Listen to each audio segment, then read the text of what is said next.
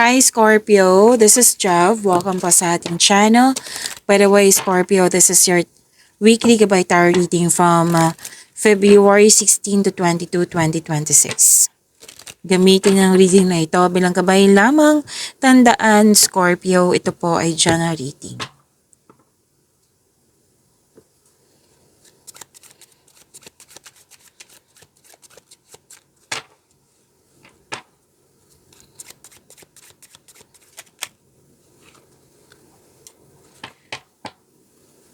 Maraming salamat po, Scorpio, sa mga hindi nag-skip ng ads. Subscribe na po kayo sa ating channel at click bell notification para updated po kayo sa bagong video natin. Para sa mga gusto magpa-reading po, comment po kayo ng personal reading and check my reply sa comment section.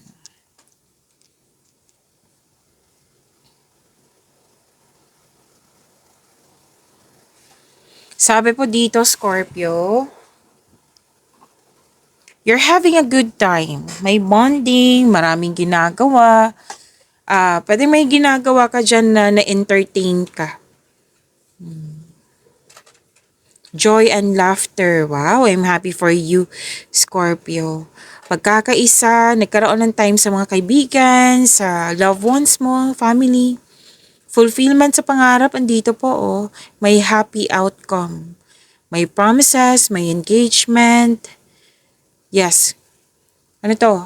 Happiness. Family to eh. Family or grupo ng tao na para mong family.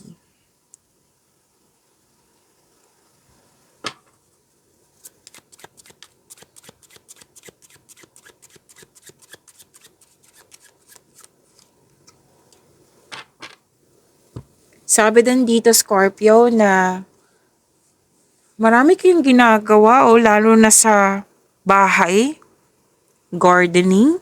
May mga nakita kong gamit dito.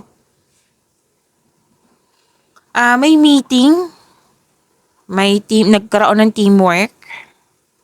Pwedeng tumatanggap ka ng mga bisita po. And may binigay sa iyo na bagong role. Oo, na hindi mo inakala na may strength ka pala. Like for example, magaling pala ako sa ganitong bagay. Yan. May realization and may na-discover ka na a new strength. Oo, na magaling ka sa ganitong bagay na binigay sa iyo. Domestic environment. May confidential communication dito. Pwedeng private meeting nga.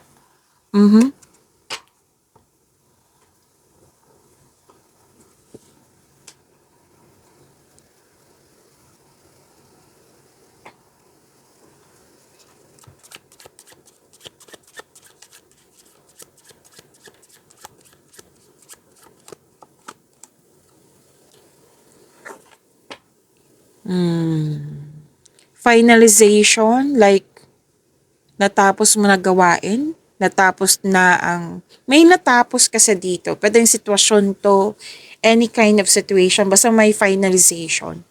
Pwede din na nagkaroon ng ending. Like, nagkaroon siya ng ending kasi hindi na siya kailangan sa new beginning. It's over, saying goodbye, or this is it's time to move on. Yan. You're moving on. I think sa past ito eh. Oo. May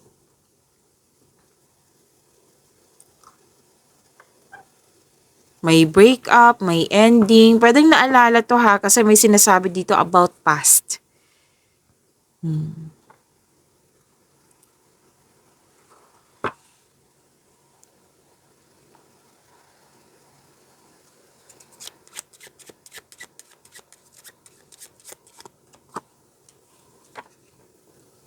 May dito, lalaki, more than 40 years old. Oo, pwede din senior siya. Or ikaw yung senior. Pero may lalaki dito, for more than 40 years old po. Na pwede nag-uusap kayo, like kumukonsulta. Oo. Kasi pwedeng ikaw yung nagbigay ng wisdom message or siya yung nagbigay ng wisdom message sa iyo. At pwedeng nag-offer ka ng guidance kasi may problema yung tao. Tapos sabi dito na kailangan ng forgiveness. Pwedeng sinabihan ka ng taong yun na kailangan ng i-forgive yung sarili mo, yung situation, or sa mga nangyari, or sa taong yun. Bali din, nagkaroon ng pag-uusap sa attorney. Kasi may nakita kong kontrata po dito. Scorpio.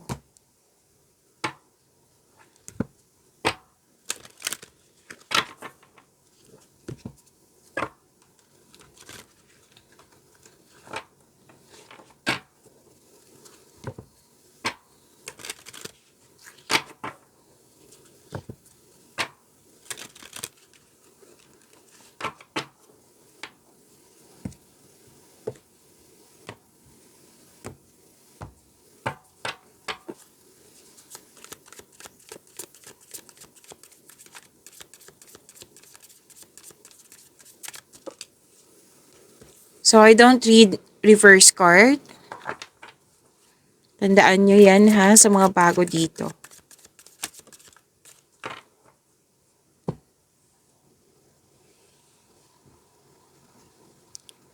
Energy for this week, February 16 to 22, 2026. Sabi po dito, Scorpio, na may ganap na negotiation. Pwedeng for a raise ng allowance to, sweldo or kontrata. O, kontrata, andito. Diba? Andito yung kontrata. May kontrata dito. Nag-uusap po. Magkakaroon siya ng successful agreement. Challenges may arise, pero temporary lang to. Ma-overcome mo rin to. At may sabi ang card nyo dito na may ganap na challenges nga na buong tapang mo siyang harapin. Kumbaga, katapangan at kumpiyansa sa gitna ng anumang klaseng atake. Pero din may ganap na pinagtanggol mo yung kaibigan mo o miyembro ng pamilya laban sa iba. Sabi din ng card dito, may sabi ang card na huwag masyadong tumutok sa problema kasi magdudulot ito ng pagtigil po. Yes, may conflict ako nakikita dito. Na kailangan, may nakita kasi ako dito, sabay-sabay kayo nagsasalita. Paano kayo magkakaintindihan yan? So, sabi ng card dito na magsasalita ka, makinig siya, magsasalita siya, makinig ka. Yan, bigayan. Be willing to hear your person's side also.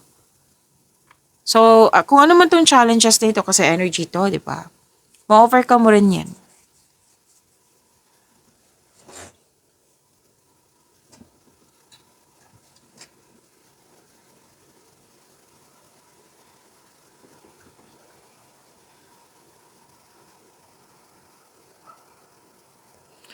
Makaka-receive ka ng love messages, may nag-greet sa'yo, sweetness, you're showing your kindness to everyone. Makakatanggap ka ng mensahe galing sa isang unexpected sources. Pwede itong galing to sa inyong inner child or literal na bata or bata pa sa iyo. Opo, nagbigay ng message sa iyo. May gusto mag-reach out sa iyo, gusto niyang humingi ng sorry po. Makakatanggap kayo ng magandang balita.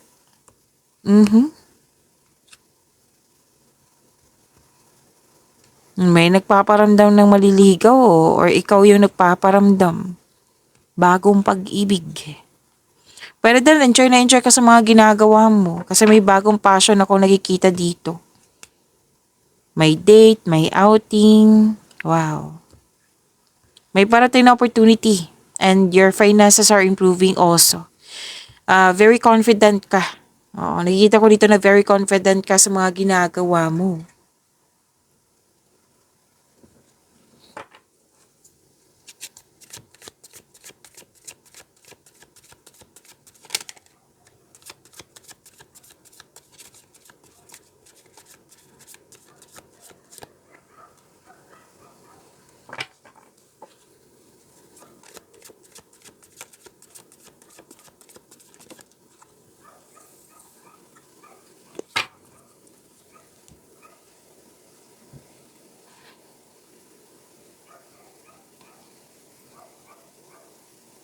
Sa career and money nyo po for this week, Scorpio, oh, andito pa rin siya. Yung opportunity, job offer, opportunity, kung ano man to sa career and money mo po.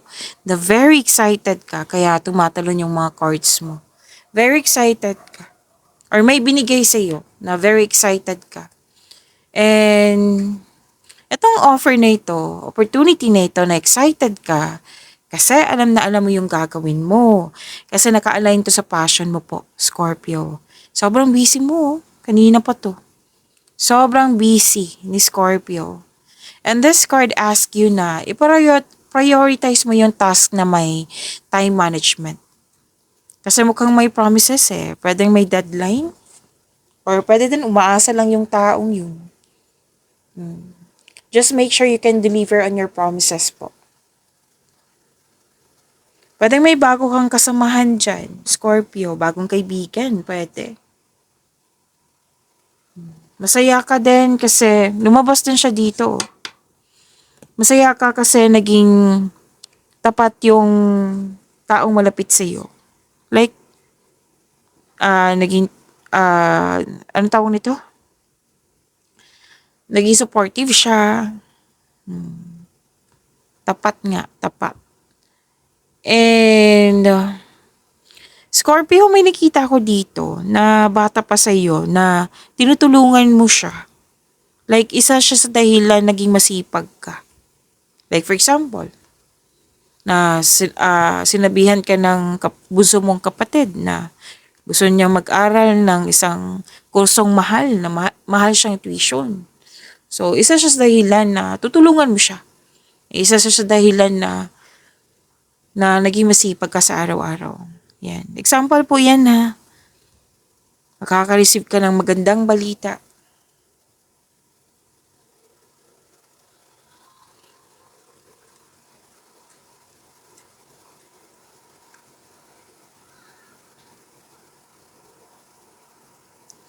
Okay. Sabi ng card, huwag mo daw kayong mag-focus sa kung ano ang kulang sa'yo. Pwede din loss of connection to, loss of things, or loss of opportunity. But you have to believe in yourself. Mag-isip ng positibo. Yes. Tutulungan ka ng universe, oh. You're divinely guided. Kailangan mo lang ng aksyon. Magtiwala sa kung ano ang darating. Kahit hindi ka comfortable sa changes, sinabi ng card mo dito na makukuha mo ang kailangan mo. You have to believe in yourself ka. At syempre, may kasamang aksyon.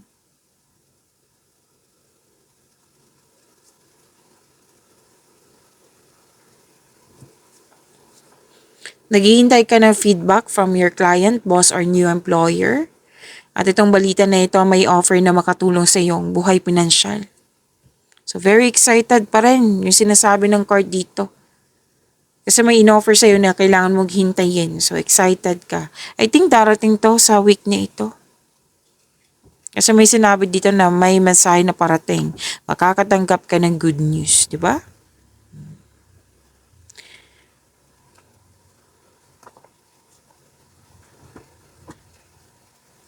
Nanindigan kasi yung desisyon, oh. Kampante ka. Successful, kampante, magaling ka sa mga ginagawa mo, magaling ka na leader, magaling kang gumawa ng desisyon, nanindigan ka at naging honest sa iyong sarili.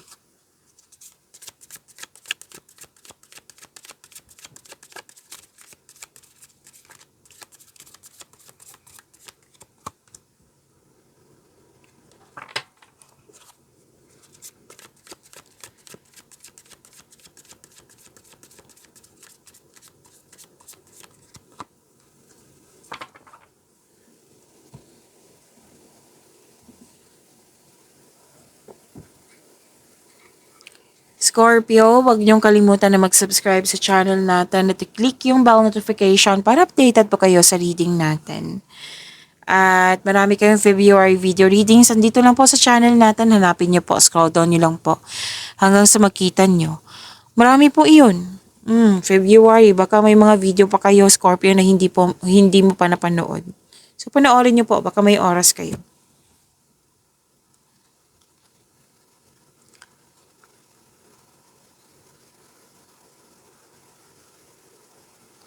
Okay, Scorpio. Para sa mga single, may parating na bagong tao na stable na sa buhay. Sa mga marelasyon sa buhay mag-asawa, kayong dalawa ay matured enough na. Loyal sa isa't isa, both of you are taking the action and stability upang maipalago palalo ang inyong relasyon. Babala lang po sa ego clashing. Babala lang po sa ego clashing po.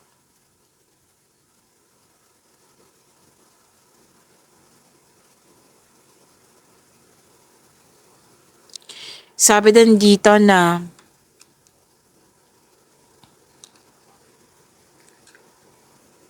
okay. Sabi dito yung nag-manifest ka dito ng magkaroon ng wonderful relationship. And sinabi ng card na your manifest will be granted soon. Basta pay attention lang kayo sa pagbalanse sa inyong emotion with your thoughts while remaining grounded and passionate para ma-attract mo yung green flag na tao. And nandito pa rin nyo, you are divinely guided. All things are possible because you are divinely guided. Kasi si Scorpio, madasalin. Parati yan lumalabas sa'yo, Scorpio.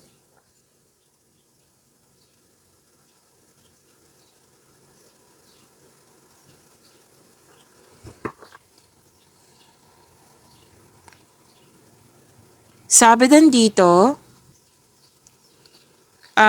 okay. So, matibay ang inyong relasyon. May date dito after ng tampuhan. After ng masalimuot na di pagkakaunawa ng kahapon. This is good. May date. Sa mga single, handa na kayong pumasok sa buhay ng pag-ibig.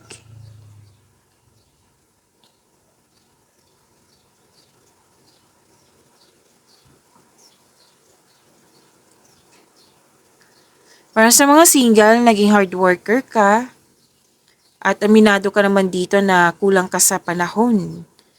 Oo, kulang ka sa panahon sa iyong sarili, sa kapwa, yan. So, sa labi ng card dito na balanse ng oras, oo, sa trabaho ba to? Kung ano man yung ginagawa mo ngayon na abala ka. So, kailangan ng habaan ng pasensya. What I meant is magkaroon ng balanse. Magkaroon ng tamang panahon sa iyong sarili, sa iyong partner, sa iyong family. Yes, kasama na din yung mga may relasyon. Kasi mukhang hindi kayo nagkaroon ng pagkakaunawa ng dahil sa lack of time. So, communication is the key. Panatilihin maging totoo sa isa't isa. Huwag mo na yung itago, ibuhos mo sa kanya. Kailangan malaman niya na may concern ka, 'di ba? So, pag-usapan niyo 'yan. Kasi huwag kang matakot sa conversation na ito. Kasi may nakita naman ako ditong makipag-cooperate siya sa iyo. May pagkakaayos.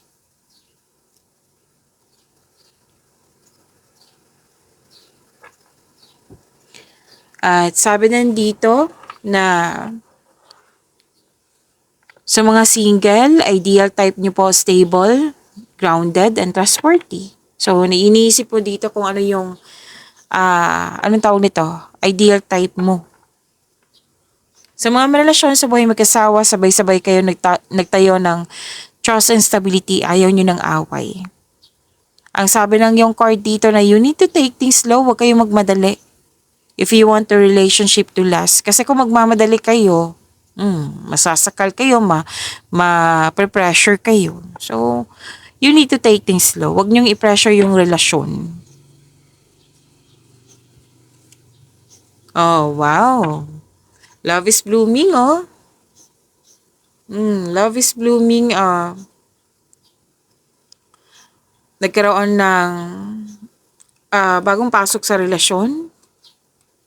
May date, may bonding, may nagkagustuhan, nagkaroon ng, sige, date tayo ngayon. Ngayong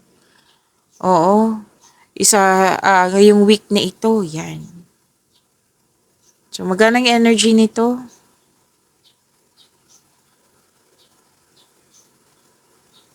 Nagkaroon ng bonding, nag-uusap kayo.